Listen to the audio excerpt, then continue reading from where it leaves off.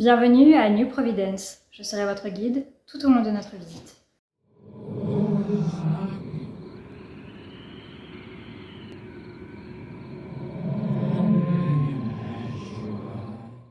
Je pense que ça va être ça à chaque fois. Le chat va se mettre à galoper dès que je vais tourner parce que c'est nouveau. Voilà, et que c'est encore un chaton. Bref, il y aura un petit peu de bruit. Voici notre invité du jour, Zéphyr le chat fou. Bref, c'est pas le sujet du jour. Aujourd'hui, j'ai envie de vous parler du 3e tome de l'intégrale de Lovecraft qui sort chez Nemos en ce moment et traduite par David Camus. Alors, je vous ai déjà présenté qu'est-ce que c'est que cette intégrale, qu'est-ce que cela implique dans une précédente vidéo, et si vous ne savez pas de quoi je parle, je vous invite à voir cette précédente vidéo. Ainsi, vous aurez un tout petit peu plus de contexte. Alors, qu'est-ce que c'est que ce 3e tome? Eh bien, c'est celui-ci. Sublime couverture, comme d'habitude, aucune déception sur l'objet qui est très très beau. Et ce 3e tome, c'est l'affaire Charles Dexter Ward. Contrairement aux 2 premiers tomes, qui sont des recueils de nouvelles, ici nous avons tout simplement une seule histoire qui est en réalité un court roman. Si je vous parle du tome 3 avant le tome 2, c'est tout simplement parce que j'ai perdu le tome 2. Donc il faudra attendre avant que je puisse vous parler de ce tome-ci, le temps que je le rachète et que je termine ma lecture. Enfin bon, celui-ci, ce tome 3, est sorti en mai 2022. Et je l'ai terminé il y a quelques semaines tout au plus. Voilà pour les présentations. Maintenant, je vais vous expliquer pourquoi vous devriez absolument lire ce tome-ci. Et on commence tout de suite.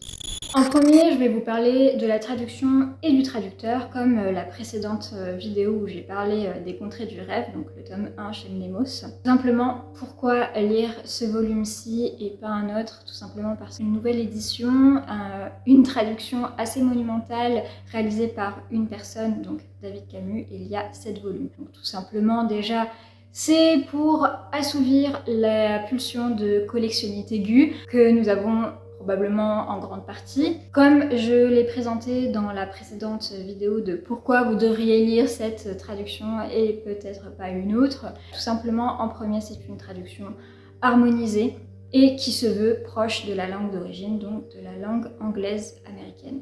Et malgré le niveau de phrasé de Lovecraft, cela reste une traduction, je trouve, relativement digeste et qui n'en fait pas trop.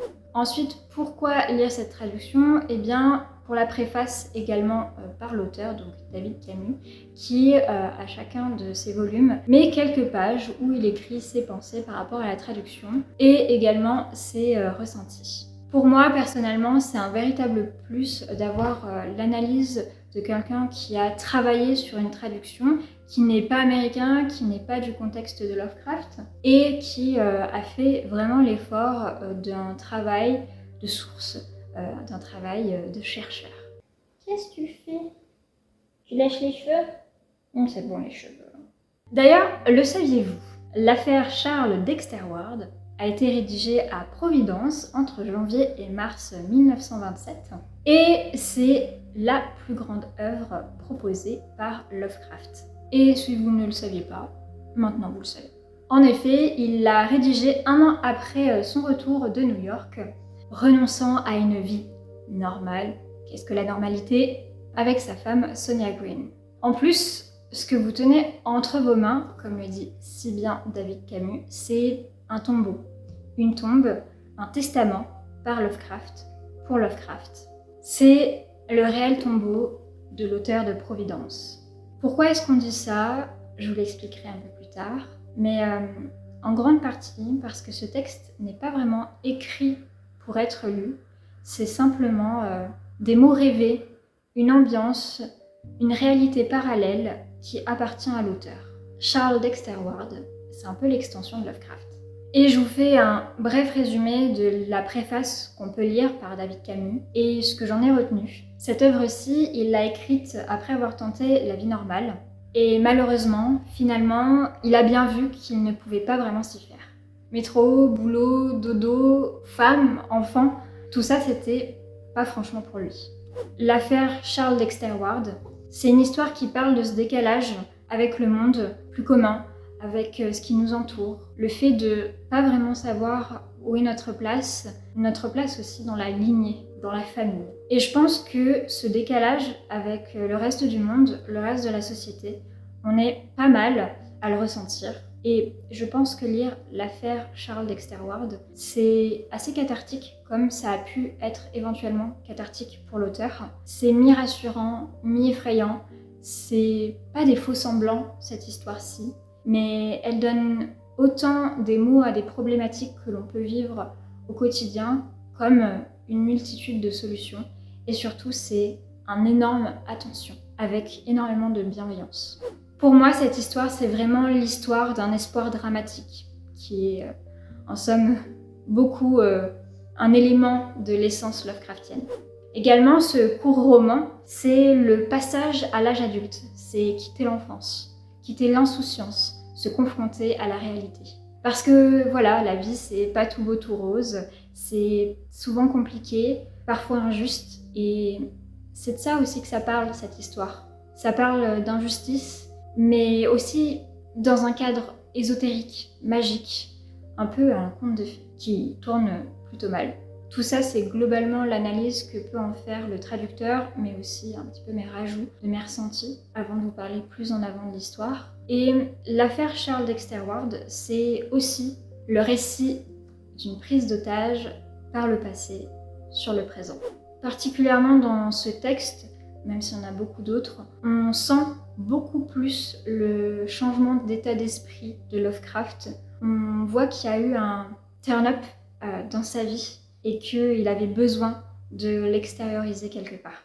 Alors voilà, Charles Dexter Ward, c'est Lovecraft, c'est lui, un homme intelligent, bizarre, qui cherche un sens à sa vie en regardant le passé, mais qui malheureusement finira par le détruire. Alors voilà pourquoi vous devriez lire ce volume, c'est aussi pour la préface qui vous permet, qui vous donne des indications, des analyses par rapport au texte. La préface est donc tout aussi agréable que la lecture de ce court roman. Quelques autres détails de pourquoi vous devriez lire ce testament, parce que c'est clairement de ça qu'on parle. Tout d'abord, vous profiterez d'une longue œuvre très construite, qui d'ailleurs n'est pas spécialement vraiment connue du grand public, mais tout de même, elle souffre beaucoup moins de l'ignorance par rapport au contrées du rêve. L'affaire Charles Dexter Ward, je le dis vraiment souvent dans cette vidéo, c'est une enquête qu'on fait avec les enquêteurs. On les accompagne. En tant que lecteur, on est un petit peu le petit fantôme sur l'épaule. Comme les enquêteurs de la nouvelle, nous cherchons nous aussi, comme un Cluedo, des indices qui nous permettront de comprendre un peu plus le récit, de débusquer le mal. Et bien évidemment, grâce à ce texte en particulier, on apprend beaucoup plus à connaître Lovecraft et l'interne de sa psyché. En plus de ça, dans cette affaire-ci, quelque chose que j'ai beaucoup apprécié, c'est l'ambiance mi-ésotérique, où il y a beaucoup de références classiques, qui sont pas vraiment clichés du milieu ésotérique, mais aussi occulte, enfin tout ça. Et en même temps, c'est mi-science-fiction. Donc on voyage dans le temps et on peut aussi changer de corps, qui est une thématique que Lovecraft a aussi traitée dans d'autres nouvelles, comme l'abîme du temps, je crois. Je suis pas trop sûre, mais il me semble que c'est cette nouvelle-ci.